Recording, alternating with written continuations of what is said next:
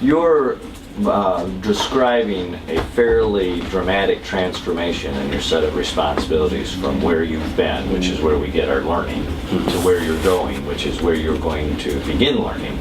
How are you going to navigate that extreme difference in expectations of leadership that you are going to? I think you have to be patient, extremely patient. You have to pay attention to everything.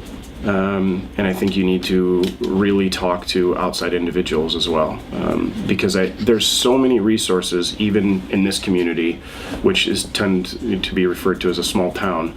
There's so many resources and so much experience around that all it needs is just to be tapped for an hour-long conversation or for a 6-month consultation that will help people navigate through it. I think the first thing that I specifically need to do is understand that I don't have to do it all on my own.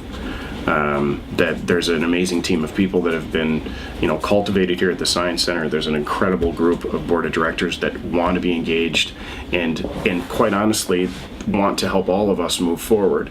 And so if I go into this thinking that I have to create it on my own without any outside input, then I've really limited my resources. So I hope that what I can do is stay positive and stay patient, stay strategic in my approach. And feel and pay attention in that space, so I understand all the variables that are coming together.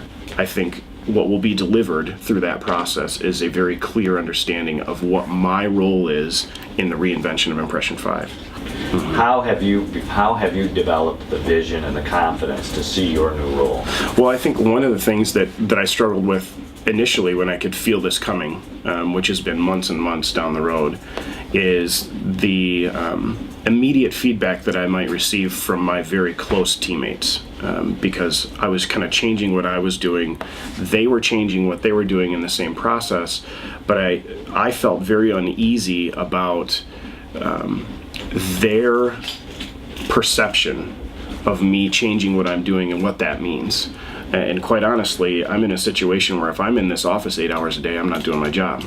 And so being away... Are you saying they have changed their perception of what you should be doing? Absolutely. In fact, specifically, Michaela has challenged me to change what I'm doing in such a manner that says, hey, we've developed this.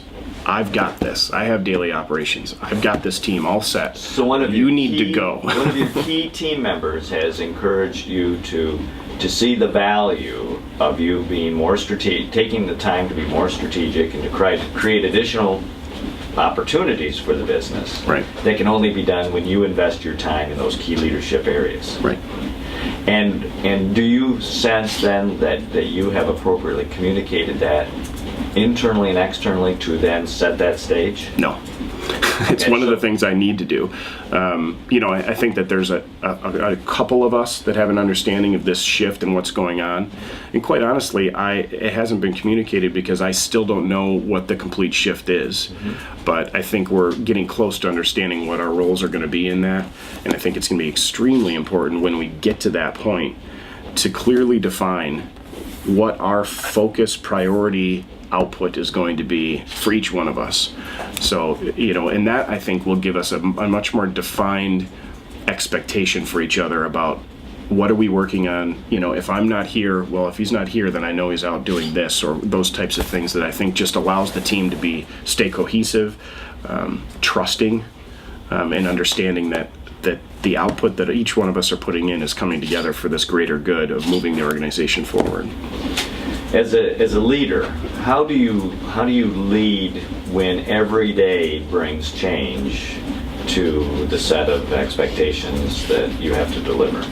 Well, I think quite often in that scenario you can become extremely reactive, and I don't think that's a healthy environment. We had been an extremely reactive organization for a number of years, which is why we felt so much mission creep. And I think what we are changing into is a very proactive organization that understands where it's headed and why it's headed that way. Now, through that process, on a daily basis, we're still going to need to identify and listen to things, trends that we see, but I don't think you need to react to those things on a daily basis. I think what needs to happen is we take a kind of a longer look at what those variables are. And I think in each business it's different. We tend to look at attendance figures on a quarterly basis, because when we look at them on a weekly basis or a monthly basis, quite often you might freak out that you're down 500 people for 1 week when you are not in control of those cycles. So if you look at them from a longer period of time, we find that we can compare data in a way that actually makes sense to us, and then we can decide whether or not we want to invest in something new or pull back from something. You can react proactively. So basically what you're saying is, by taking a more strategic viewpoint, taking that longer term, looking at the trends on a more long-term basis, you take the reaction out of it, you take the need to make a lot of changes, you take those out because you just automatically, through your more strategic viewpoint, become a more effective leader. Yeah, and it's, and I think efficiency is a very important piece in that.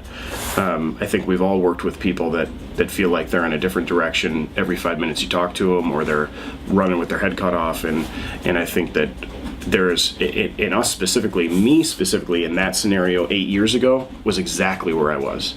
I felt that as a leader, what I needed to be doing was throw as much energy into this as possible and be going in 100 different directions. And we had some success with that by, telling the story of Impression 5, recruiting new funders, those types of things. But I think what we found over that process is it doesn't have to be that way. We can be a much more efficient organization. The leadership of the organization can be much more concise and more efficient in that process, in that manner too.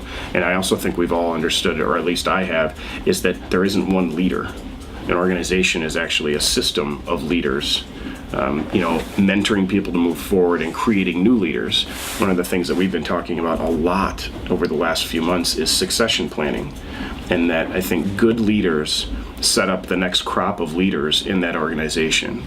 It'd be very short-sighted of us right now to think about the changes we're making in the organization are specifically so we'll have more success in 2 years or 5 years. That's important, but what we need to be thinking about is what legacy is this going to leave 20 years down the road, when we may be off in different sites and we get to look back and say, wow, Impression 5 is still thriving. Remember all those good things we made happen there? I think that's when we'll be able to take a deep breath and say, we did it right.